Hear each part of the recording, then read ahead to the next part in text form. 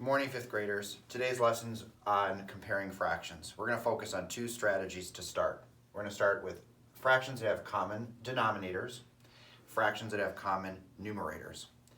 Fractions are easiest to compare when you have two common denominators. I'm going to show a couple examples of this. Here we have thirds. The first fraction I'm showing is 1/3. The second fraction I'm showing underneath is 2/3.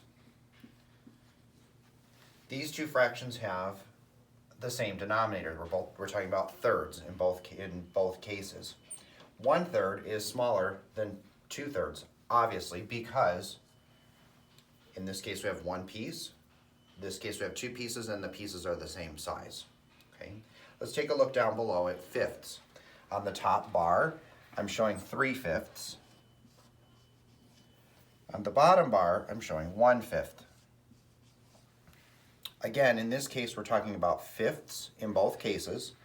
1/5 is going to be smaller than 3/5 because they're the same size. This is probably the easiest strategy to do for comparing fractions. It's easy when the size of the pieces are the same. I'm going to move over to the second situation you might encounter where the numerator is the same.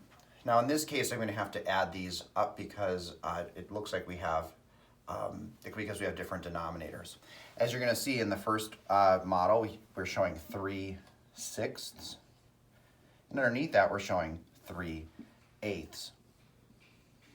Now in this case, the denominator is different, but the numerator is the same. We have 3 of each. Now I have to think about this for a second.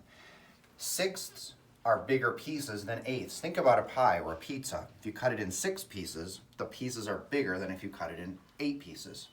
So it seems a little bit strange, but in this case, 3/6 is the larger fraction because sixths are bigger pieces than eighths.